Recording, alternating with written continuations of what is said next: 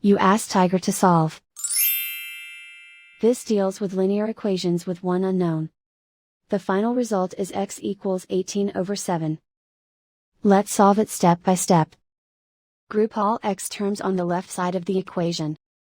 Subtract x from both sides. Group like terms. Simplify the arithmetic. Group like terms. Simplify the arithmetic. Group all constants on the right side of the equation. Add 15 to both sides.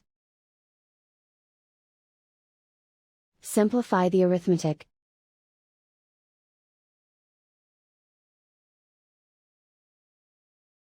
Isolate the x. Divide both sides by 7. Simplify the fraction. And so the final result is x equals 18/7.